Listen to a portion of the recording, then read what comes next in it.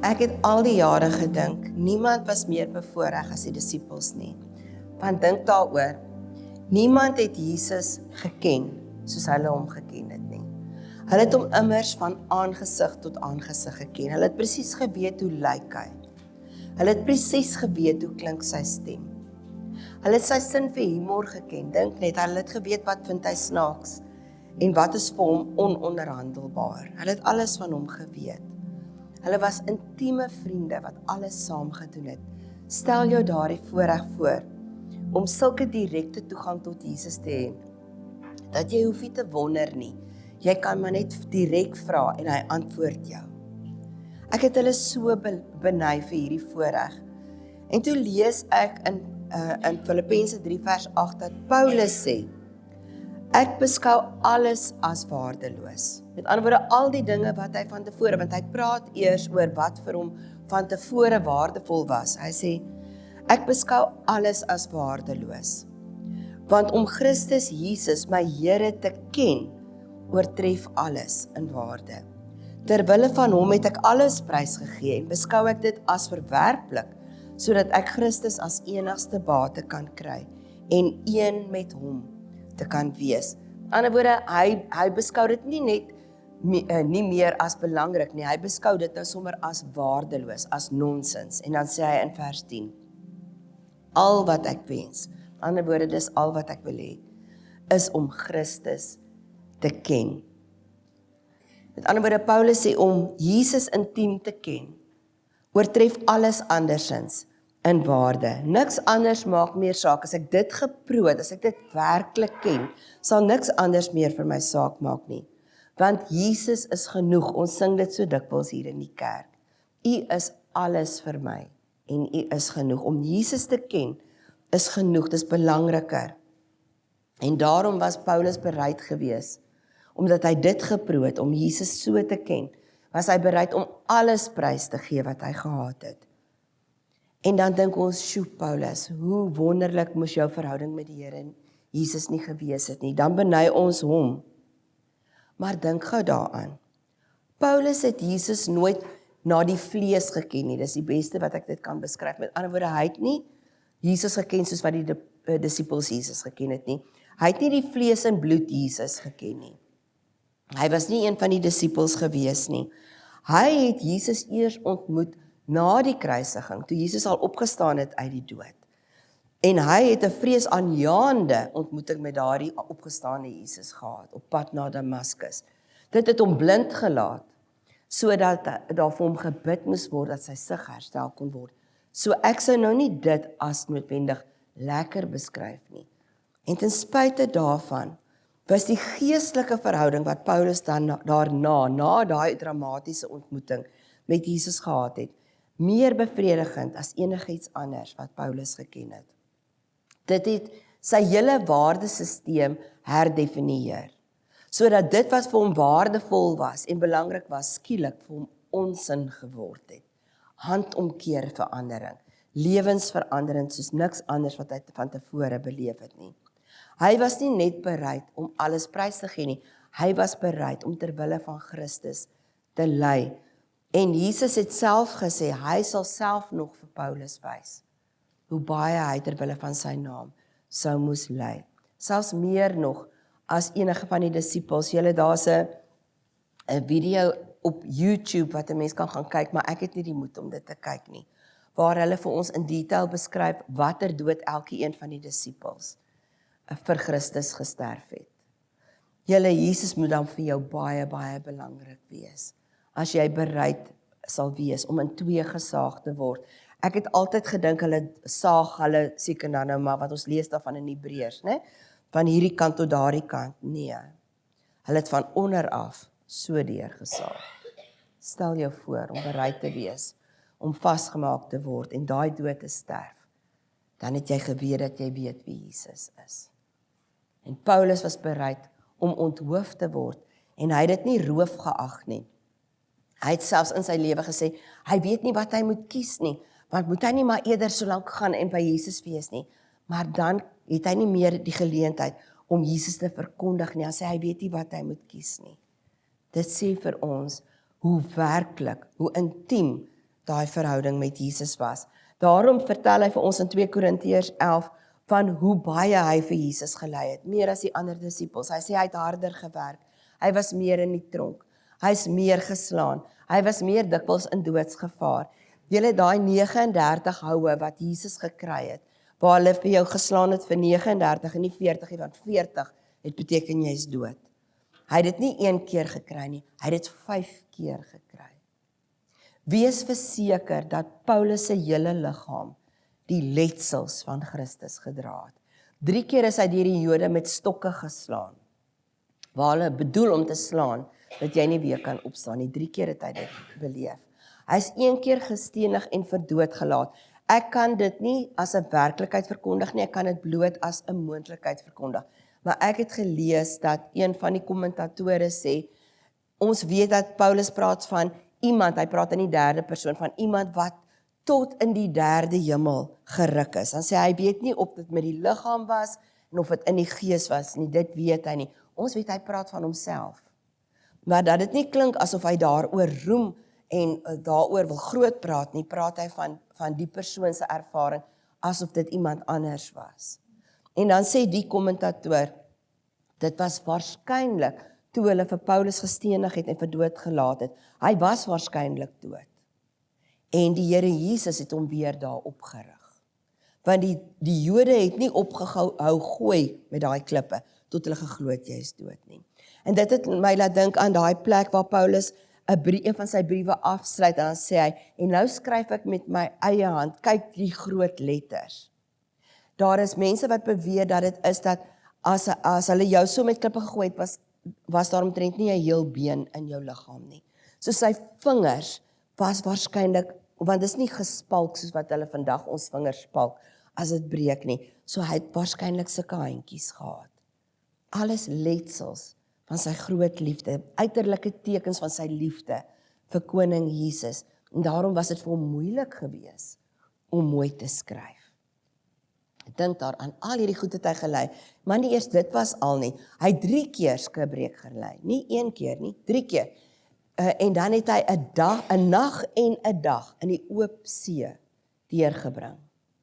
Dit was allermins 'n lekker ervaring. Ek wil nie eers 'n uur in die oop see dobber nie. 'n hele nag en 'n hele dag het hy in die oop see deurgebring. Alles ter wille van Christus, om die woord van Jesus te kan verkondig. Hy het dit alles gedoen sonder om 1 keer tou op te gooi. Hoekom? Want sien, in die Bybelse tyd is die waarde van iets bepaal deur dit te weeg op 'n skaal. Selfs wanneer ons praat van die heerlikheid van God, dan praat ons van the weightiness of God. Dis of ons dit kan weeg. En is dit nie interessant dat wanneer ons intens bewus word van die teenwoordigheid van die Heilige Gees, wanneer dit vir ons tasbaar word, dan is dit 'n wonderlike, swaar gevoel wat oor ons kom. Dis hoekom mense baie keer dan dit moeilik vind om te staan, want dit is of daar iets van sy gewig op ons kom sit. Paulus het asof hy dit op 'n skaal gesit het.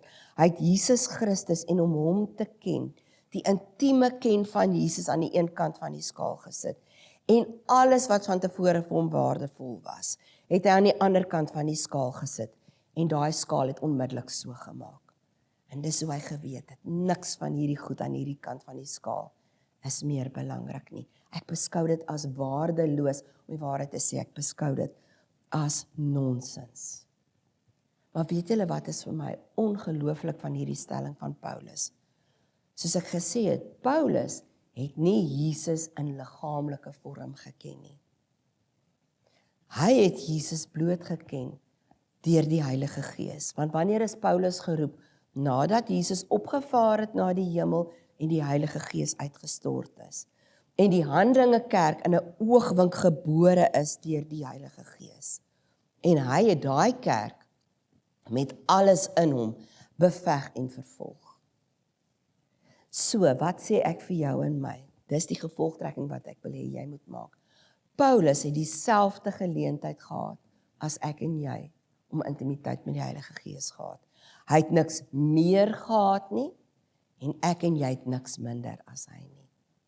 Dieselfde verhouding wat Paulus gehad het met die Heilige Gees en met Christus gehad het en met die Vader gehad het deur die Heilige Gees is tot my en jou beskikking. Het jy al ooit so daaraan gedink? Wat het Paulus dan in die Heilige Gees ervaar? Hy sê dit eintlik baie mooi vir ons en dis hoekom ek gekies het om in die tyd van ons reeks dit te gebruik as ons seën, dat ek en jy dit hoor en weer hoor, dat dit ook tot my en jou beskikking is. 2 Korintiërs 13 vers 13, waarin Paulus vir ons sê, die genade van die Here Jesus Christus en die liefde van God en die gemeenskap van die Heilige Gees sal by julle almal wees. Paulus het dit nie uitgedink as iets moois, wat goed klink op die oor, as hy 'n brief so afsluit nie. Nee, hy het dit gesê omdat dit sy persoonlike ondervinding was. Hy het in al daai omstandighede waarvan ons nou gelees het daar in 2 Korintiërs 11, het hy dit persoonlik ervaar. Hy het geweet dat die genade van die Here Jesus Christus altyd by hom is. En dat dit onder alle omstandighede vir hom genoeg is. En hy het die grootsheid van daai genade eerstens beleef, want hy het geweet dat daai genade van Jesus vir hom beskikbaar was, toe hy self nog 'n vyand van God was. Want Jesus het vir hom gesê, waarom vervolg jy my? En hy het vir hom gesê, wie is u, Here? Toe sê hy vir hom wie hy is, en hy sê vir hom, dis vir my wat jy vervolg. Hy was 'n vyand van Jesus Christus homself. En toe hy 'n vyand van Christus was, het die Here Jesus sy hand na Paulus uitgesteek. En daarom kon hy vir ons dit skrywe in Romeine 5 vers 9, dat God ons met homself versoen het deur die dood van sy seun, toe ons nog vyande van God was. Want dit was Paulus se storie. En daarom is dit ook my en jou storie. Toe God sy hand na jou uitgesteek het, was dit nie toe hy gesien het, jene, maar nou kom Cecilia by. Nou erken Cecilia my. Goed, nou gaan ek my hand na haar toe uitsteek nie. Nee. Ek en jy was soos Paulus, vyande van God, en hy het ons kom soek, en hy het sy hand na ons toe uitgesteek. Die genade van die Here Jesus Christus is altyd met my en jou. Dit was by ons toe ons dit nog nie eers geweet het nie, toe ons dit nog nie eens wou erken nie. En dis altyd genoeg, ek en jy het dit steeds. Elke dag, maak nie saak waarmee jy vanoggend wakker geword het nie. Maak nie saak waarvan jy môre eers gaan hoor nie. Die genade van die Here Jesus Christus is en bly by my en jou. Maar dis nie al nie. Paulus was ook diep bewus van iets anders wat hy gehad het. Die onvoorwaardelike, die onuitputlike liefde van sy hemelse Vader het hom deur elke ontbering gedra. En daarom kon hy in Romeine 8 vers 38 en 39 skryf, weer eens nie omdat dit mooi gedagtes was, wat hy iewers gehoor het en toe dink hy, maar hy wil dit sê nie. Hy het dit eerstehands ervaar. En daarom kan hy sê, hiervan is ek oortuig, met ander woorde, sonder enige twyfel. Geen dood of lewe. Onthou, hy was selfs fisies so goed as dood. Geen dood of lewe, of engele of magte, of teenswoordige of toekomstige dinge, of kragte, of hoogte of diepte, of enige iets anders in die skepping, kan ons van die liefde van God skei nie. Nie eers daai ding wat jy dink, hierdie ding is my einde. Ek kon dit maak tot hier toe, maar hierdie ding gaan my dood beteken. Dus hierdie ding kan ek nie. Nie eers dit nie, want dit kan my en jou nie skei van die liefde van God in Christus Jesus nie. En ek en jy het ook dit. Ek en jy weet, ons kan altyd staat maak op die onuitputlike bron van God se liefde vir ons. Dit was sy eerstehandse ondervinding en dis ook my en jou eerstehandse ondervinding. Maar dan was daar nog iets. En dis die een wat ek wonder of ons altyd so bewus is van dit. En dit is die derde een. Ons kan altyd reken, soos Paulus, op die gemeenskap van die Heilige Gees. Dis 'n mooi woord wat ek seker is julle al gehoor het, koinonia. Dit beteken fellowship. Dis my in die Engels baie meer verstaanbaar as in die Afrikaans. Fellowship. Wat bedoel ons met fellowship? Die beste wat ek dit kan beskryf is die intieme teenwoordigheid van die Heilige Gees. En ons gaan, daar's meer, daar's 'n lys vol van goed maar dan hou ek nooit weer op nie, dan preek ek tot die wederkoms. So ons gaan fokus op 3. Ons gaan vandag op die eerste 2 fokus, want die derde een is my hartse punt. En ek het besluit, ek gaan volgende Sondag net oor dit praat. Intimiteit. So vandag gaan ons praat oor vriendskap met die Heilige Gees. Het jy geweet dat die Heilige Gees 'n vriendskapsverhouding met jou wil hê en met my wil hê? En dan dink ons, maar ek is nie waardig nie om 'n vriend van God te kan wees. Wel, dis die roeping. En dan ook vennootskap. Ons gaan kyk wat dit beteken en dan gaan ons volgende week soveel detail as wat ons mag inpas in 'n sessie praat oor intimiteit met die Heilige Gees. Ek wil jou daaraan herinner dat vriendskap sosiale interaksie is. Dis om te kuier. Dis te grand om te sê dis sosiale interaksie. Dis om te kuier. Het jy geweet dat God begeer om met jou te kuier? Dis gemoedelike samesyn. Dis lag en huil alles deur mekaar. Dis iets wat ons vroumense baie goed doen wanneer ons saam kuier. Mans doen dit miskien nie so lekker met oorgawe soos ons nie, maar ons lag ons nou dood en dan pink ons 'n traan. En dan maak ons 'n grappie en dan praat ons iets baie diep net daarna. Dis gemoedelike samesyn. Nou dink daaraan, al die Israeliete kon in die woestyn bedags die wolk sien en saans die vuurkolom sien, wat die fisiese manifestasie van die feit was, dat God by hulle was. Dit was vir my so oulik, soos wat Beth Moore dit beskryf het, in een van die mooiste Bybelstudies wat ons ooit saam gedoen het, A Woman's Heart, God's Dwelling Place, waar sy sê, is God nie 'n wonderlike vader nie. Hy het geweet, 'n kind het in die nag, wanneer dit pikdonker is, 'n bedlampie nodig.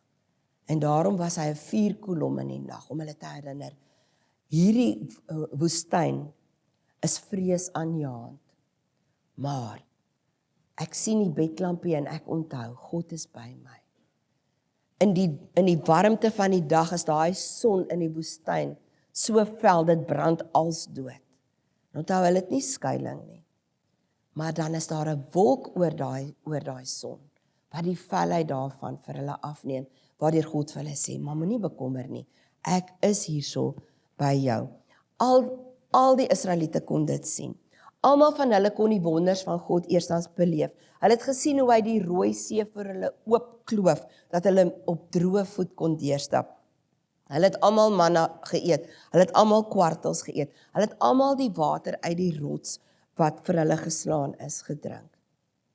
Maar slegs van Moses alleen, sê Eksodus 33 vers 11, die Here het direk met Moses gepraat, soos 'n man met sy vriend. Die ou vertaling praat van aangesig tot aangesig. Ons verstaan hoekom, want die perspektief van die Hebreër, van die Jood is, dat God se gesig sy teenwoordigheid is.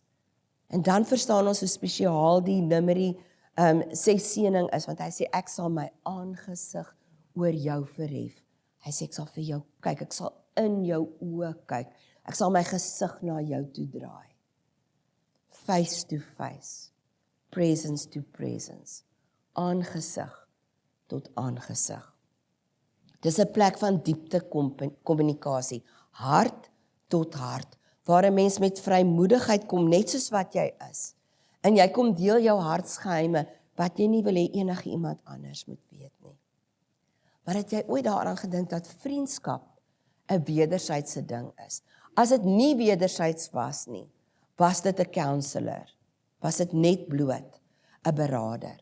Want sien, 'n beraader luister, en jy praat jou hartsgeheime met die beraader, en die beraader lei jou en help jou en bid saam met jou deur daai dinge.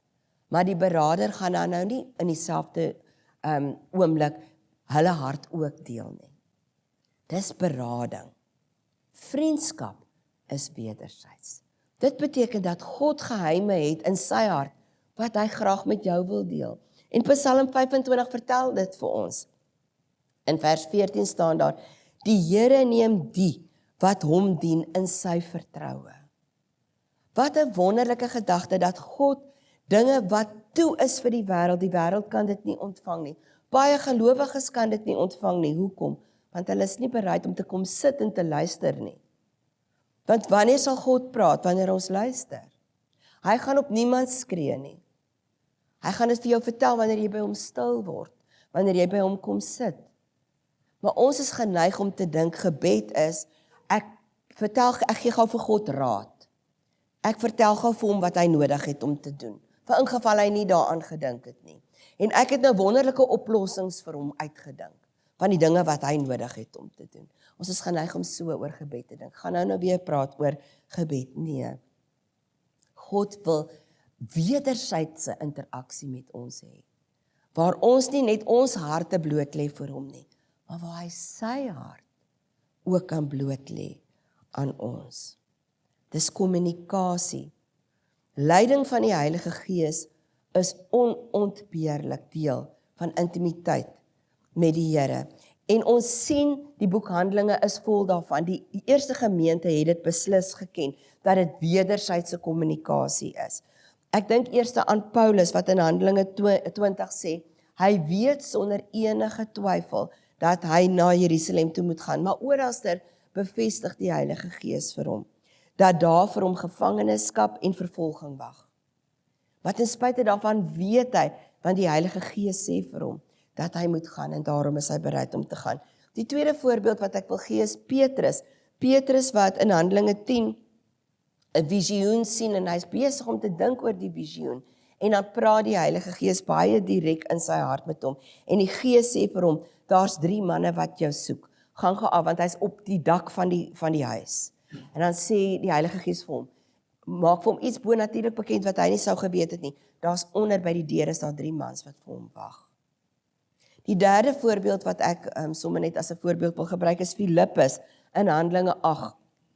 Die engel van die Here gee vir hom 'n direkte opdrag dat hy weet, dis nie net 'n gedagte nie, hy weet dat hy moet gaan. En dan sê hy in vers 29, die Heilige Gees het direk met hom gepraat. En nou is die vraag wat ek vanoggend wil vra, is direkte wederwysige kommunikasie tussen ons en die Heilige Gees dan vandag nog moontlik? Is dit nog iets wat die Heilige Gees wil hê? Wel, dan wil ek vir jou vra, het die Heilige Gees verander? Het die Here gesê dat hy sou verander? Het sy roeping as die Parakletos, waarna ons gekyk het, wat geroep is om reg langs ons en binne in ons te wees? Het sy roeping verander? Of het ons minder direkte leiding van hom nodig? Het ons hom minder nodig? En die antwoord op al 3 daai vrae is nee. So die beter vraag sou dan wees, hoeveel maak ek en jy staat op die leiding van die Heilige Gees? Hoeveel maak ek en jy daarop staat dat hy vir ons direkte opdragte gaan gee? Dis baie belangrik, want Romeine 8 vers 14 sê, almal wat hulle deur die Gees van God laat lei, met ander woorde, wat deur die Gees van God gelei word, is kinders van God. So as ek wil sê dat ek 'n kind van God is, dan bely ek dat ek gelei word deur God. Hoe bewus is ek en jy van die direkte persoonlike leiding van die Heilige Gees? Miskien moet ek daarom net ter vertroosting as iemand dalk nou benoud voel in die hart sê, dat in Grieks is daar 2 woorde vir seuns. Die een woord praat van 'n seentjie baba, 'n pasgeborene wat nog hulpeloos is, wat niks vir homself kan doen nie. Wie is die belangrikste persoon in so 'n seentjie se lewe? Net soos met 'n dogtertjie, hy homself. Hy gaan nie dink, wie ek is dan nou lus vir 'n slukkie melk, maar fooi tog. Mamma het nog niks geslaap nie. Kom ons hou maar 'n bietjie uit, mamma het die slaap nodig. Daai babietjie moet ons patenteer, want ek soek ook eenetjie van hulle op hierdie ouderdom. Nee. My doekie is nat en ek is honger, so ek skree, maak nie saak dat die hele huis wakker word en weet, ek is nou ongelukkig nie, want ek en my behoeftes kom eerste. Dis een woord vir 'n seentjie. Maar dan is daar 'n ander woord, huios. En dit praat van 'n volwasse seentjie, 'n seentjie wat dissipline geleer het, wat deur sy pa gevorm is, wat vir hom geleer is, om te wees soos die pa. Daai seentjie tree op soos sy pappa, maar sy pappa het vir hom dissipline geleer. En dit laat ons met die vraag, maar watter woord vir seun verwys Paulus na wanneer hy sê, almal wat deur die Gees van God gelei word, is kinders van God, is seuns van God. Dit sluit dogtertjies ook in, maar dit is eintlik die woord seun. Hy het huios gebruik, met ander woorde 'n volwasse seun, 'n seun wat gevorm is, 'n seun wat gedissiplineer is, 'n seun wie die karakter van sy pa wat hom geleer het, weerspieël. So eintlik sê Paulus, almal wat hulle deur die Gees van God laat lei, dis die uiterlike manifestasie van iets wat innerlik gebeur het. Wat het innerlik gebeur? Hulle het volwasse kinders van God geword. Hulle het die dissipline van die Vader aanvaar en daarom weerspieël hulle sy karakter.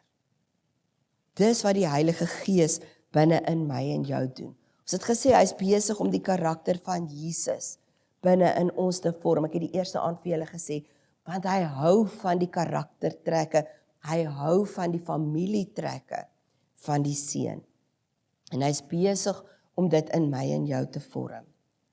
Maar sien, 'n kind wat hom nie laat vorm nie, hy groei biologies, hy word al hoe groter, maar hy's nog net so selfsugtig soos die dag toe hy gebore is. Ons het daaroor ook gepraat die eerste aand. Hy wil nie sy wil onderwerp nie. Hy gooi tantrums. Julle, ek het 'n seentjie in my klas wat 10 is. Hy gooi 'n tantrum soos 'n 2-jarige nie kan nie. 'n 2-jarige kan lesse by hom leer.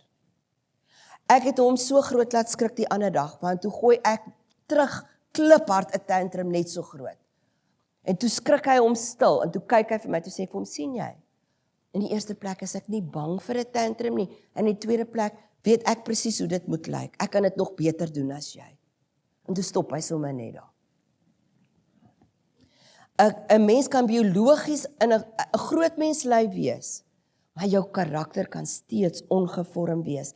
So 'n kind of so 'n groot mens is wild. Julle wat al kleuters wat wild is, in 'n supermark ingevat het, sal weet. Hulle voeter in hulle eie rigting in. Ek kan onthou dat ek moes hardloop agter Jaco aan, agter oor 'n vlakkie. Ek moes eers oor 'n muur kom, so hê asseblief genade met my. Ek moes eers oor die muurtjie kom en toe hardloop agter hom aan. Terwyl ek gil, Jaco, want ek is bang hy hardloop voor 'n kar in. Dit was 'n prentjie. Maar dis tipies van 'n kind, en Jaco lag. Hy lag uit sy maagie uit, want op daai stadium was hy iets soos 3 en hy was rats.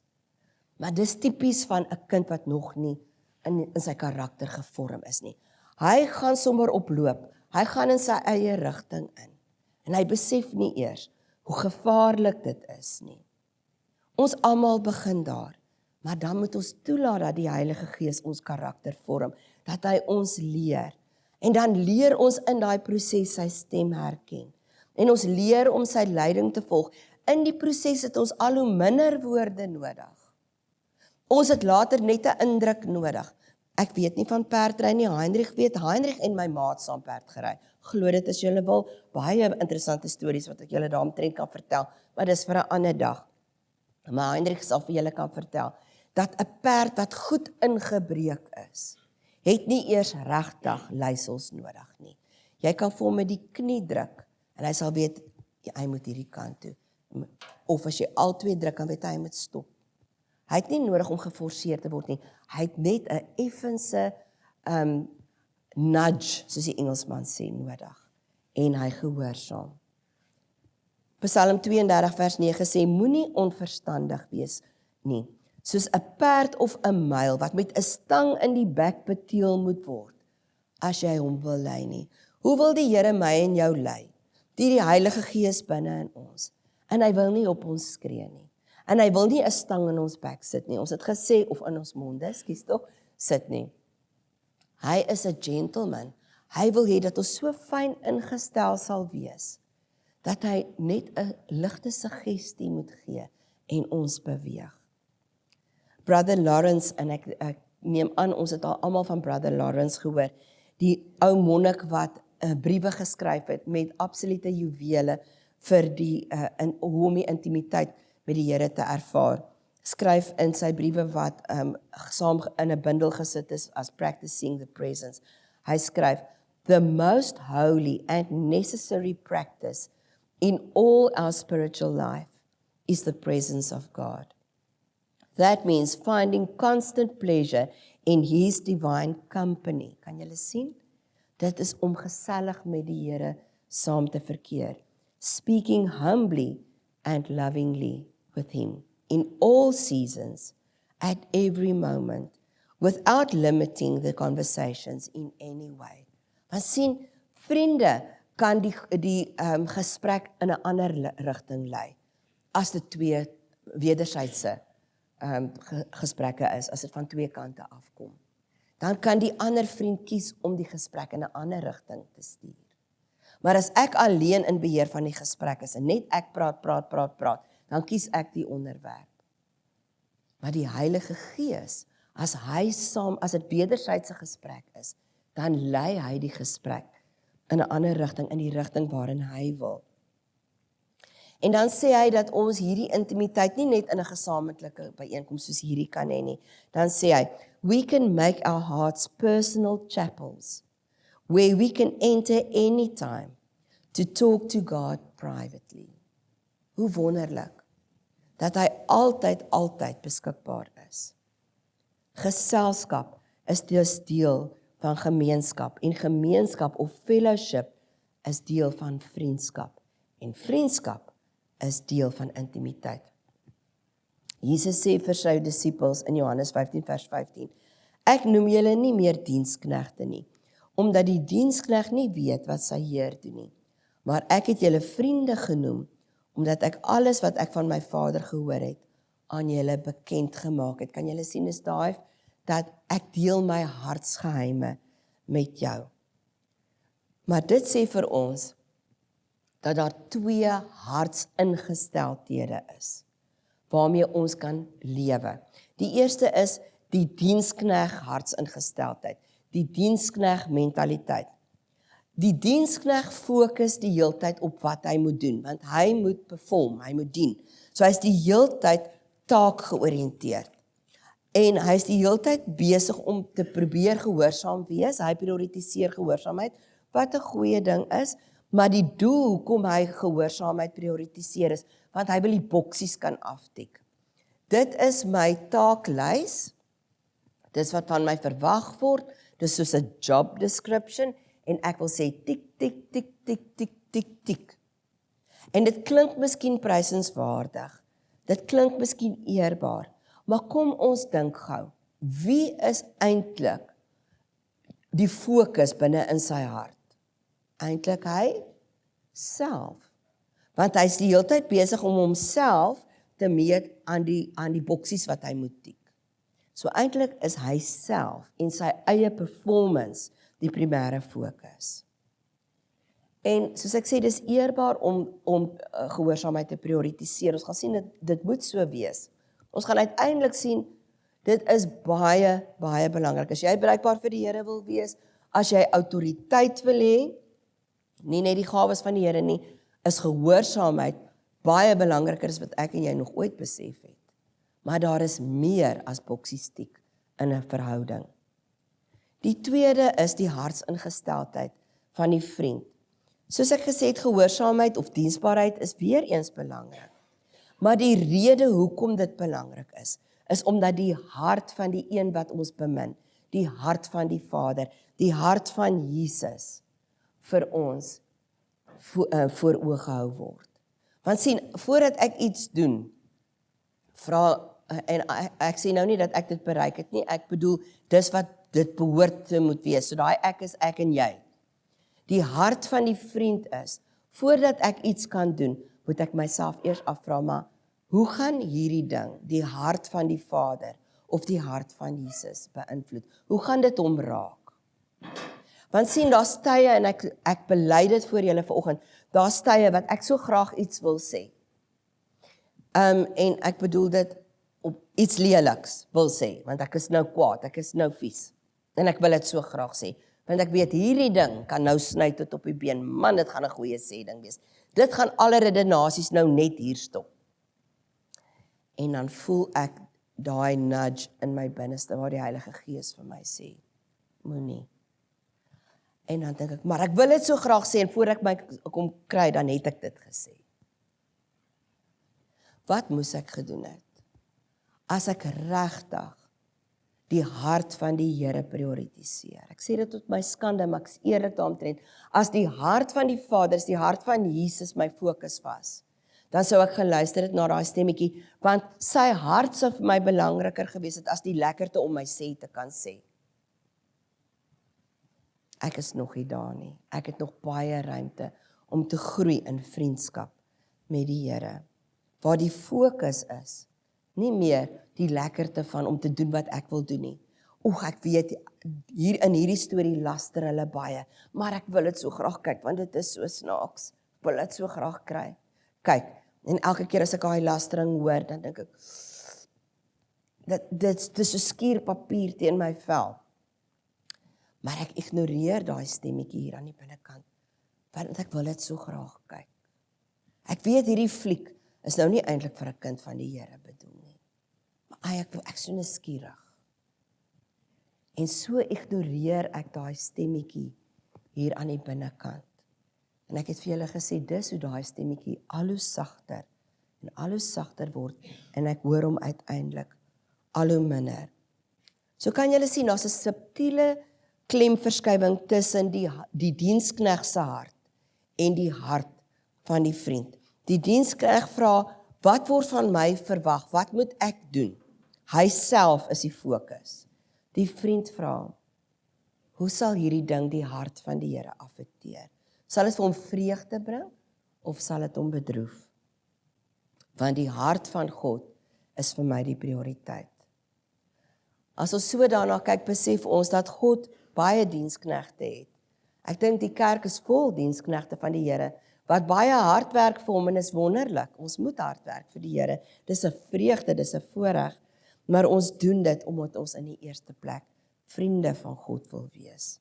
En daarom het God minder vriende as wat hy diensknegte het.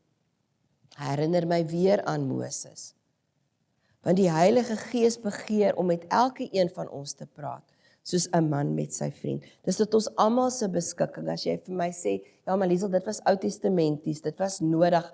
Hy het nie die Bybel gehad nie, hy het nie die Heilige Gees gehad soos wat ons hom het nie. Wil ek vir jou sê, Moses het die Heilige Gees gehad, want die Heilige Gees het gekom op mense wat geroep is vir, en toe moes gerus word vir 'n spesifieke taak. Maar wat was die disippels? Die disippels is Nuwe Testamenties. En Jesus het gesê, maar hy noem hulle sy vriende.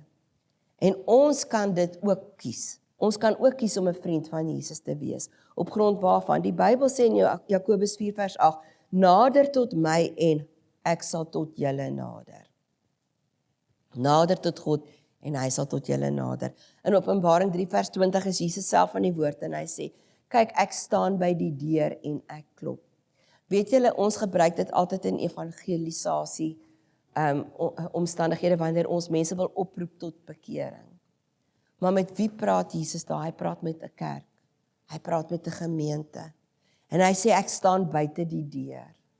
En ek klop. Waar's daai deur? Dis die deur van ons hart. Beteken ons ken van hom dien, maar ons ken nie van intimiteit met hom nie. Dan sê hy, maar ek staan en klop aan die deur. Ek wil intimiteit met jou hê.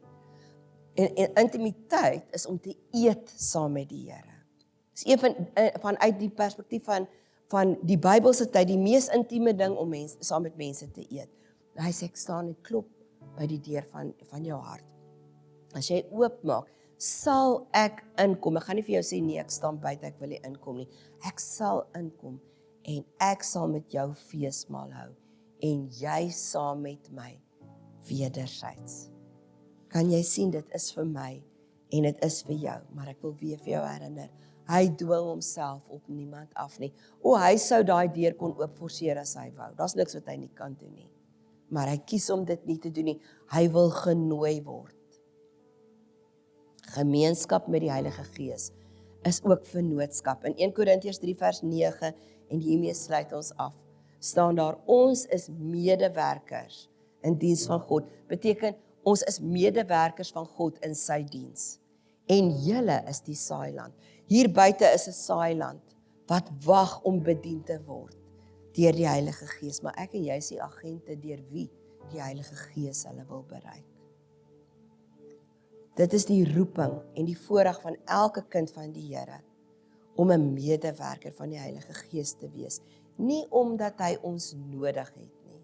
Hy kan dit baie beter doen as ons, maar terwille van die samesyn. Hy begeer samesyn saam met jou. En die hoogste vorm van samesyn met hom en samewerking met hom is gebed. Het jy al ooit gewonder hoekom is dit nodig om te bid? Want God weet klaar alles. Dink jy ek en jy gaan vir hom iets vertel in 'n gebed waarvan hy nie geweet het nie? En dis hoekom ek net so sarkasties gesê het, ons dink mos ons moet vir hom raad gee oor wat hy alles hierdie week vir wie moet doen. En wat hy nodig het om vir ons te gee. Ons dink dis wat gebed is. En as ek nou my eie gebede klink, dan klink dit of dit is wat ek dink dit is. Nee, gebed is samewerking met God, waar hy vir my vertel wat ek nodig het om te bid. Hoekom het hy gebed gekies as hy alwetend is? As hy alreeds weet wat gaan gebeur en wat moet gebeur. Hoekom moet ek daaroor bid? Want gebed is 'n werktuig vir intimiteit. En God smag met intimiteit, na intimiteit met jou. Volgende week gaan ons daarby stil staan. Maar vanoggend toe ek gou deur my notas gaan, het ek daaraan gedink. Toe my kindertjies klein was, toe hulle kleutertjies was. En daai lyfie so besig was. Hulle is te besig om stil te staan. En dan vra jy vir hulle, ag kom gee my net gou 'n drukkie, maar hulle is te besig. En dan hardloop hulle in daai rigting en dan hardloop hulle in daai rigting. En dan het ek hulle nuuskierig gemaak. Want ek hulle sê, maar kom hoor net gou hier, kom hoor gou hier. En dan kom hulle en dan weet ek nog nie eers wat gaan ek vir hulle sê nie. Dan sê kom hoor net gou hier. En dan sê ek, maar ek wil dit in jou oor sê, ek wil dit in jou oor fluister. En dan kom hulle nader en dan staan daai lyfie teen jou. En dan kon jy vir 'n oomblik jou arms om daai lyfie sit. En dan praat jy sommer nonsens hier in die oor en dan soen jy sommer op die wang ook. En dan druk jy gou-gou en dan maak hulle self los en dan hardloop hulle weer. Toe dink ek dis 'n baie goeie prentjie van gebed. Dis wanneer die Here sê, maar kom net gou hier, kom net gou hier. En dis die oomblik wanneer jy nader kom wat hy eintlik jou kan toevou in sy arms en jou kop kan druk teen sy bors en hy iets in jou oor fluister. Dis gebed. Hoekom begeer hy dit? Want eintlik wil hy jou 'n bietjie lief hê. Wat 'n voorreg dat hy jou nader wil hê, dat hy jou in sy arms wil vashou. En dan maak ons asof dit 'n werk is. Dan verbeel ons vir ons. Gebed is 'n harde werk. Dis die grootste voorreg wat ek en jy kan ken. En dan gaan hy nog sy geheime in jou oor fluister. So volgende week fokus ons dan op die wonderlike voorreg van intimiteit met die Heilige Gees. So kom ons staan en ons ontvang die seën en ek sluit gou vir ons af.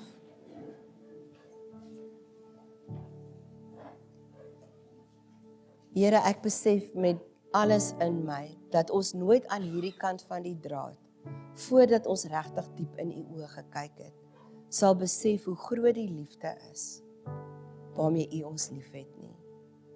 Dat ons nooit sal verstaan hoe u hart oor ons dink en oor ons voel nie. Sal ons nooit weet wat u na ons toe uithou en wat tot ons beskikking is nie. As ons geweet het, Here, sou ons nie met so min tevrede gewees het nie. En daarom is my diepste gebed wat ek vanoggend vir myself en vir elke een wat hier hoor en dalk later sal hoor, is my grootste gebed dat u 'n heilige honger in ons binneste sal gee. 'n Honger en 'n heilige leemte wat deur niks anders gevul en versadig kan word as deur u self nie. Ek bely teenoor u, Here, dat daar so baie dinge is wat ons in hierdie leemte wil indruk en wil maak pas. Dit laat my dink aan daardie speelding wat ons almal gehad het toe ons kindertjies was en van ons eie kinders gekoop het, waar die verskillende vormpies uit van gesny is. En dan is daar net een speeldingetjie, net een stukkie wat in daardie spesifieke opening kan pas. So is ons geskep met 'n leemte in ons binneste en net die Heilige Gees kan dit vul. Ek bid vir die honger wat sal maak dat ons met niks anders tevrede sal wees in daai leemte nie. Maar dat ons U sal soek, wetende dat U ons eerste gesoek het. Dat U die een is wat ons soek, dat U die een is wat vir ons sê, kom net gou hier, omdat U ons in U arms wil toevou. Omdat U begeer om ons koppe teen U bors te druk. Omdat U begeer om in ons oor te fluister. O Koning Jesus, maak ons honger hiervoor. O Heilige Gees, kom, dat ons van U kan drink. Laat ons met niks minder as U self tevrede wees nie. Ek bid dit vir ons in Jesus se naam. Die Heilige Gees is by jou. Die Heilige Gees is binne jou. Of jy dit weet of nie, hy trek jou nader. Hy nooi jou. Hy het nog nooit opgegee op jou nie. En as jy nie weet of jy hom het nie, is hy vandag weer opnuut tot jou beskikking. Hy staan vandag en klop aan die deur van jou hart. Jy hoef nie huis toe te gaan sonder om te weet dat die Heilige Gees in jou binneste is nie. En daarom nooi ek jou, neem vandag daai stap, terwyl jy weet jy het die kans, jy het die geleentheid. Kom vorentoe, ons bid saam met jou. Kom as jy nie weet nie. Maar jy kan huis toe gaan en weet dat jy weet. Die genade van ons Here Jesus Christus en die liefde van ons Hemelse Vader en die gemeenskap, die vriendskap, die intieme teenwoordigheid van die Heilige Gees is by jou. Dis joune. Vat dit en gaan leef dit in die naam van Jesus. Amen.